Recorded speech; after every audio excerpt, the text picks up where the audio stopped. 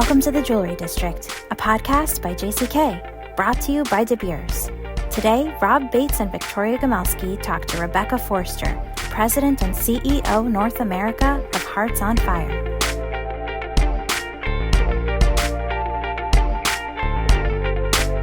Hey everyone, welcome to the Jewelry District. I'm Victoria Gomelski, Editor-in-Chief of JCK and jckonline.com.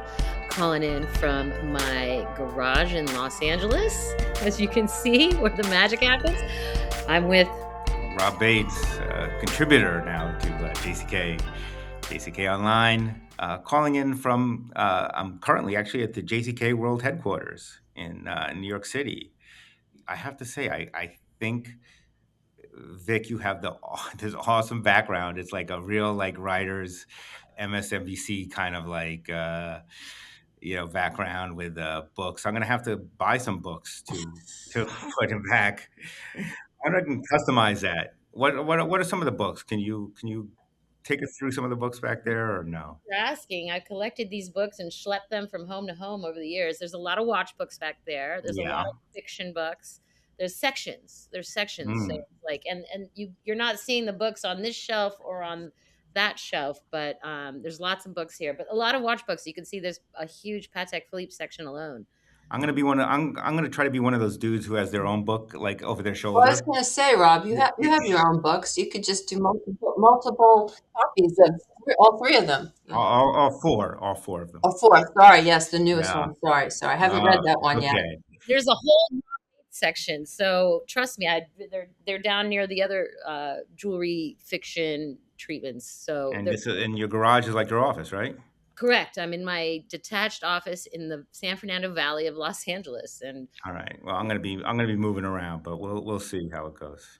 well, we failed to introduce our very first video guest, and we all just saw each other last week, so this feels like a wonderful little virtual reunion just from like 5 days ago. Of course, you see her name there on the screen, Rebecca Foerster, President North America of Hearts on Fire, an industry veteran. We've known each other. I was trying to remember when I met you, and I it might have been in your Rio Tinto days. So we'll get to that, but we're really thrilled to have you, and we're excited to start this video format. Everybody will see me chugging away on my Diet Coke. So I know a lot of people are like, God, I really want to see Rob's bald head for an hour. I'm sure there was a lot of clamoring for that. there's clamoring for your smile. That's what I Okay, well, clamor thank for. you. I Like, appreciate that.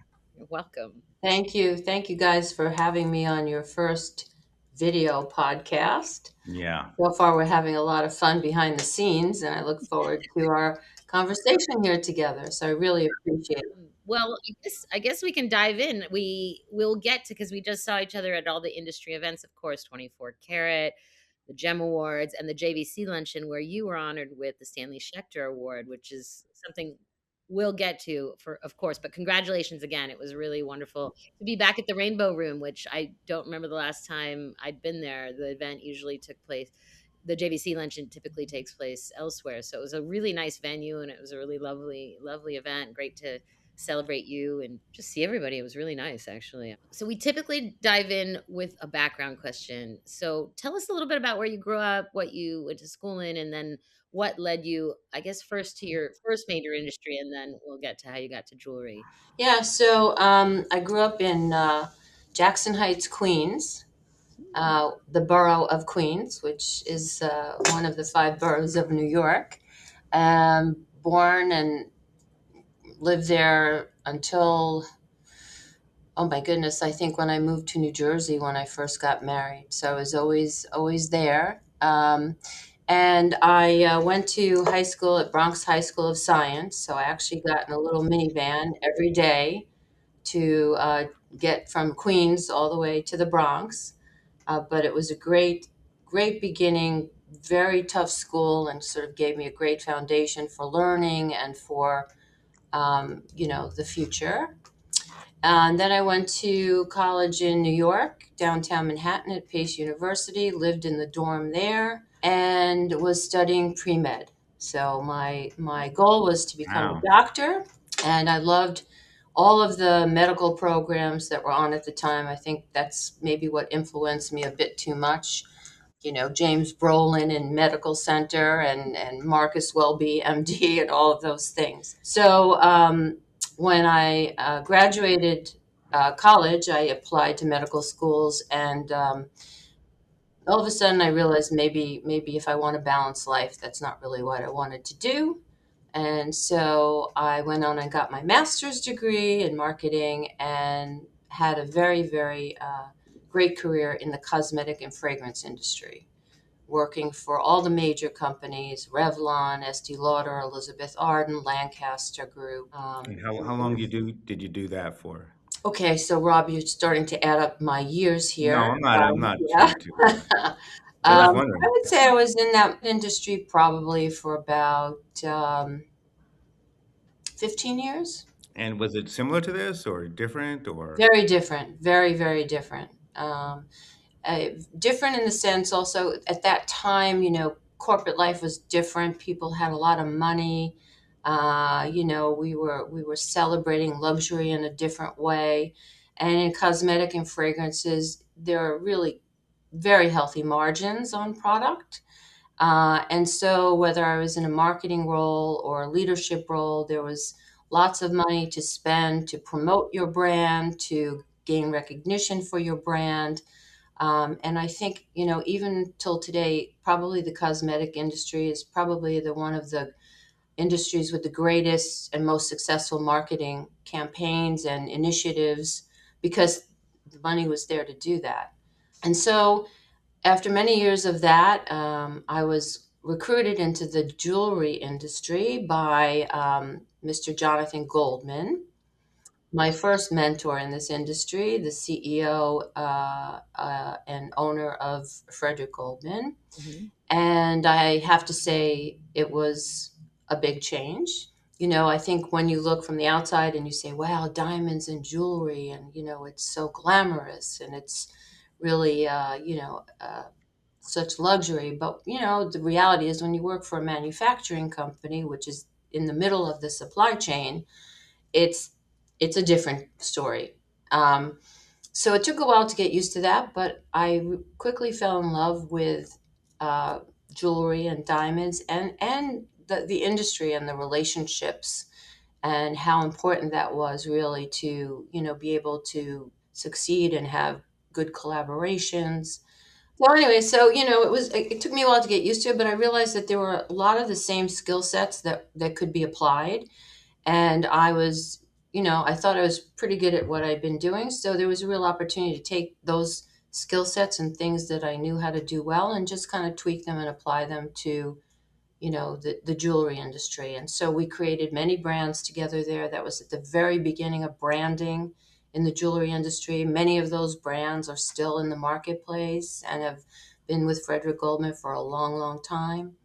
And then I was recruited by someone to go into the mining industry. And I thought, wow, mining industry, that could be really scary or really interesting. Yeah. And that was Rio Tinto. And so that was a great opportunity. So, I started to get like experience in all parts of the supply chain, which is highly unusual. And Yeah. so that was a great job. I was there for 7 years, and we were the first to, bring champagne diamonds to the industry and silver mist diamonds, taking, different categories of diamonds and giving them stories and doing storytelling and adding value to these unique gems that were coming out of the ground. This podcast is brought to you by De Beers. It's not every day you get to talk about a truly new idea on natural diamonds. One that gives customers a way to celebrate their person with diamond jewelry as unique as they are. Desert toned diamonds come in unexpected shades of pale sunlit whites to deep smoky whiskeys. Natural colors unlike anything else, for people unlike anyone else. This year, introduce your clients to Desert Diamonds. A diamond is forever. Visit adiamondisforever.com to learn more. I know you spent time at Alrosa, and I distinctly remember, I do remember talking to you during that time because I've known you for all these years. and I'm just curious what that was like. I mean, I don't know how candid you can be or feel, but only because, and I don't know if I've ever shared this with you, Rob, but years and years ago, when I was born in Russia, so I was born in what was then Leningrad, and then we emigrated in the late '70s, and I went back for the very first time in 2004 to do a writing program in my hometown, which was had been renamed back to its original St. Petersburg. And I had convinced my then boss, Whitney Seeloff at National Jeweler Oh Magazine. my goodness. Yes, we're going way back, to let me basically not quite take a sabbatical, but continue to write from Russia. And so I had made a big deal of trying to connect with Alrosa while I was in St. Petersburg. Now, they were, of course, in Moscow, but I got to a really helpful man who worked for the Smolensk cutting factory, Hmm. Hmm. Crystal, I think it was called. And Yep. we're still Yep. friends. His name is Alexei, and he's actually a dear friend. But he was kind of helping me. And I reached out to Alrosa. I made an appointment to come to Moscow, which is, no small feat. It's hours away. Hmm. Alexei came to see me in St. Petersburg and more or less escort me to Moscow. We ended up getting like neighboring hotel rooms at some really, total Soviet bloc hotel. And I show up, or I call, I think, and I'd emailed maybe 10 times to confirm this. And the morning of, I call his office and they're like, he's not here. And he just totally bailed. So this whole visit to El Rosa that I had He been banking disappeared. just disappeared, and it had, Just it disappeared. was a story in its own. I mean, I guess I was disappointed and maybe not entirely surprised, knowing that Russians can be a little unpredictable, I guess is the word. And I just wondered what your experiences were, if they had any shades of that, or if it was generally a good experience working for El Rosa, or generally a bad experience, or and I know that you maybe not, can't be quite as candid as you'd want to be, or as you would be off the record. But anything you can share, I'd be curious to hear. Yeah. Well, it's interesting because I will tell you that probably the experience that I had at Alrosa was one of the better experiences I've had in this industry. Um, and obviously the way it turned out and ended was another story. But um, it was a very long interviewing process. It took about a year and a half to get the job. I was met various times in New York by a different person. I never really knew who was going to show up or where we were going to meet. Wow. Sounds like a movie. But always very professional, very mindful, very didn't feel strange. As a matter of fact, I would say the person that I ended up reporting to there, who's no longer there, was probably one of the best mentors, bosses I ever had. Very respectful of women, right? Russia is the mother country. Yeah. So they really do treat women with great respect. A woman running the North America division of their mining company, which they never really had. It was a startup of sorts. And I went to Moscow quite a few times, a beautiful city, Yeah. Yeah, it is really very alluring, the beautiful. Bolshoi and just the restaurants and the Lovely. beauty of the city. I remember it was snowing and I went and I had one of those big Dr. Zhivago hats. And I thought, again, I was in a movie. Yeah. But the company itself was fantastic. I mean, very professional.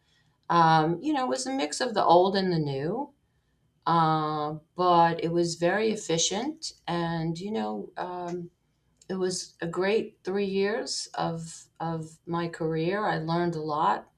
I learned even more about diamonds because they happen to have some of the most beautiful diamonds in the world. Um, and we did rough tenders and polished, auctions, and the things that we were doing out of that office were just incredible. And they trusted me, which was also not. I didn't know, I wasn't sure, but they trusted me, and we had really great camaraderie and great transparency and dialogue, and Oh, that's so good. yeah, I'm thrilled to hear. I think they were a transparent company for a very while transparent. Yeah. until stuff happened. But for a while, they were very responsive, and they were definitely on the. And very ethical and very responsible. I mean, the amount of revenue that they gave back to their community in Yakutia, which is where the 12 mines were, it's like Siberia, Yeah. more than any company. I mean, it was incredible. The wildlife, the children, healthcare. culture, education. It was really something. I was very proud to represent them here in the United States. You've had bosses from all over the world, right? You work for an Israeli company, you work for a Russian company, you now work for a Chinese company, you work for Rio Tinto, Australian, I believe, company. Um, and you work for Frederick Goldman, which is a U.S. company. Any kind of differences you've noticed, or is it just what's that like? Look, we live in a global world, but global different countries have cultural nuances. I mean, that's just the way it is. And I think, over the years of working with many different types of cultures, it makes you grow and become sort of a better business person and learn how to, navigate those nuances. One of my biggest mottos that a boss of mine taught me when I was in the cosmetic industry working with Estee Lauder: win wars, lose battles. Mm. Because if you try to win everything and you try to change everything, or convince people of everything, it often doesn't pay off, and it's a big waste of energy, and it doesn't often give you a big change. So you wait and you deal with the big things that are going to make a difference. And that's very important when you're dealing with global culture and different companies around the world, because you don't always see eye to eye on everything. And it's just the way it is. Um, I think there's good and bad, everywhere around the world. I think it's really helped me, you know, build an interesting perspective. Um, and each of them had, good things and more difficult things. Yeah. Well, tell us. So you arrived at Hearts on Fire in 2022, I guess, right? Not Yeah, too long after. almost 4 years ago. This May will be 4 years. And so that brand has existed, obviously had, has quite a legacy and reputation. So yeah, tell us about what was your first order of business or your top priorities for that first year when you joined, and tell us a little bit about how the company's evolved under your tenure. So this year we will actually be 30 years old. It's the 30th anniversary of Hearts on Fire. As you know, 9 years ago, 9 or 10, I think it's 9, Chow Tai-fook bought Hearts on Fire from Glenn and Susan Rothman. I think that was a positive thing, to move a company to a new level. When I came in, it was the same that it had been, very large distribution base, very much diamond centric, really all about the world's most perfectly cut diamond. That was the tagline at the time. And we had entered a new world at that time, which was the disruption of lab grown diamonds. And I think it was clear that something had to shift a little bit with the brand. And so most of the time that I've spent here has been sort of working on our global brand renewal, which has transformed the brand from a diamond brand to a modern diamond jewelry brand, which sounds like, why is that different? It's different because the value proposition that you're offering to the retailer and the end consumer. If you're a diamond brand, you know, everything's about the price of the diamond and its cost plus, and having a, really well cut, beautiful performing diamond, it comes at a premium. And now you're at a premium and you're competing with, not specially cut stones, and now also lab grown. That's a hard one to kind of explain, even with the great story of Hearts on Fire. Yeah. So it was clear that we had to go somewhere else. And so we decided that it would be great to kind of evolve our designs and hire a creative director, create these signature collections that were designed to really allow the diamond to perform at its best. So creating mountings and designs and settings where the diamond could breathe and, you know, show its soul and its light performance and its color and fire. And that's proven to be very successful because it also elevated us to a new level of luxury. transforming everything, the look and feel, the color palette, the way we did the way the global team created the visual assets, and just really kind of elevating us out of that middle tier competing with generic and lab grown, and now competing up there with, brands that were more luxury. Of course, it takes years. We have a lot of new signature collections that have done really well, but until they become iconic, like some of the other, luxury brands, it takes time. But we're on our way. I mean, we've done really well, and I'm very proud to say that I think the strategy has been very successful. I was just going to ask about Just One Eye because I've seen you in LA, and I know I'm going to an event soon at Just One Eye, which is for those of you who've never been or heard of it, it's a incredibly curated luxury emporium. It really, there are a few places quite like it. It's a unique space. It's in what's termed the Sycamore district of Los Angeles, kind of a little enclave near Hollywood. And I guess I'd love to hear from you about what those kinds of retailers are doing right. I mean, you're now working with stores like that, and I imagine others across the country. Like, what is their secret, or Yeah. what is their Yeah, strategy? I think, it's all about the customer journey and the customer experience, right? And that creating that 360-degree experience, from the time you look at a website to the time you walk into the store to the time you leave, and you've gone through the whole process of, working with a salesperson. The stores that do the best within our portfolio of partners are the ones that create an experience of some kind, and therefore they become a destination. It's very popular now to have coffee bars, to have an actual liquor bar, cocktail bar. Um, Many of them have redone their stores to a level that, is just incredible. It allows you to see the jewelry in a different way, and appreciate it in a different way. Just One Eye is especially unique, though, because it's really like walking into a museum. It's really a vast, very high ceiling place with not a lot of merchandise. It's carefully curated. So when you walk in, you immediately know that the owner, Paula, has done a very serious job of picking what she believes is the best of each category to share with you.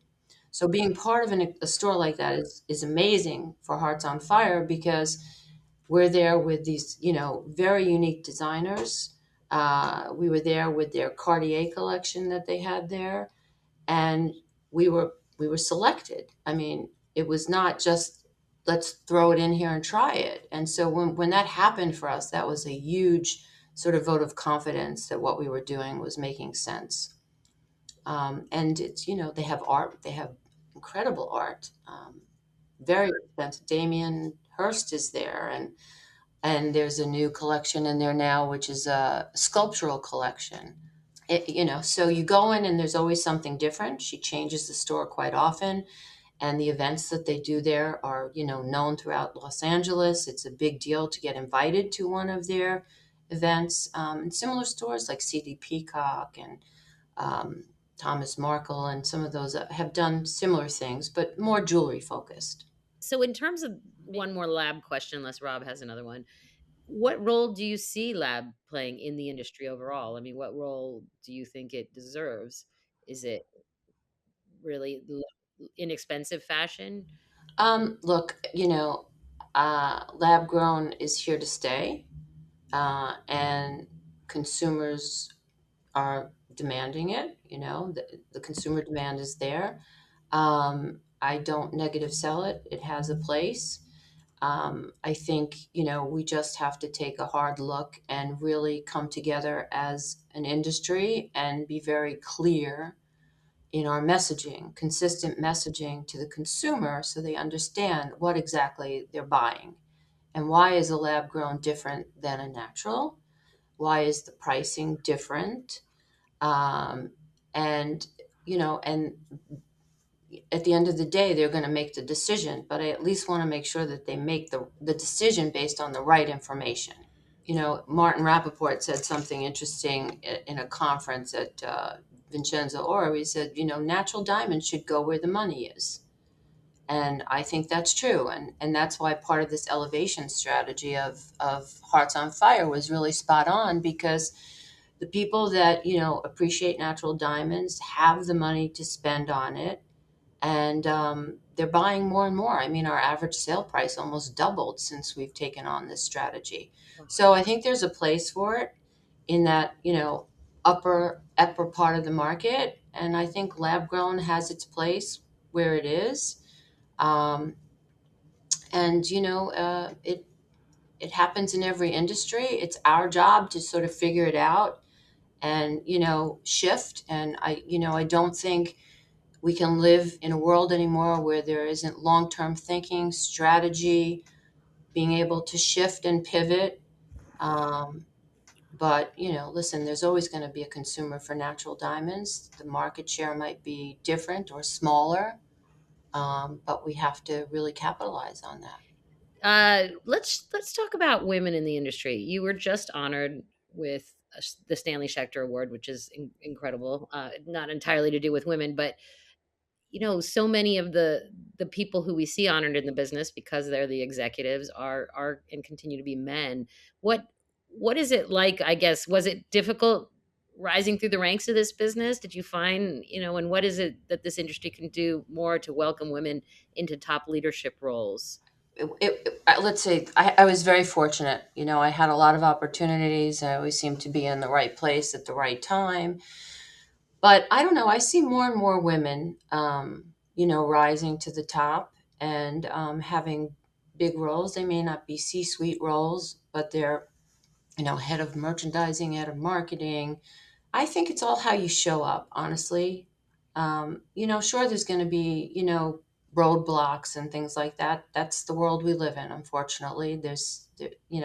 Men, women things exist everywhere. But I think, if you show up with confidence and you're fair and you listen and you're willing to learn and you bring value, I don't think there's that much roadblock. I don't think there is many roadblocks anymore. I think men often joke in our industry about, a bunch of old men kind of picking out, jewelry designs. What do we know, right? Yeah. But I think they joke half-heartedly, and I think they realize that, in any industry, there needs to be a good balance between, a female perspective and a male perspective. And I have to say, whether it was Elliot Tannenbaum or Jonathan Goldman or Evgeny Ogarev, very respectful of women, very welcoming that different point of view. Yeah. So I was very lucky that way. That seems like a pretty great note to end on, actually. Well, thank you so much. Thank you. Yeah, thank you It was so much. fun. It was fun, First video actually. podcast in the can. It's done. I love it. You were perfect. Thank you so much, Rebecca. I look forward to seeing you in like a week, a little over a week. Yes, I'll see you in LA. Thanks for listening to The Jewelry District. I'm Natalie Comet, the producer of the podcast. Our editor is Riley McCaskill. If you liked what you heard, please rate, review, and subscribe to our podcast wherever you may listen. Any views expressed in this podcast do not reflect the opinion of JCK, its management, or its advertisers. Thanks for listening. We hope you join us next time on The Jewelry District by JCK.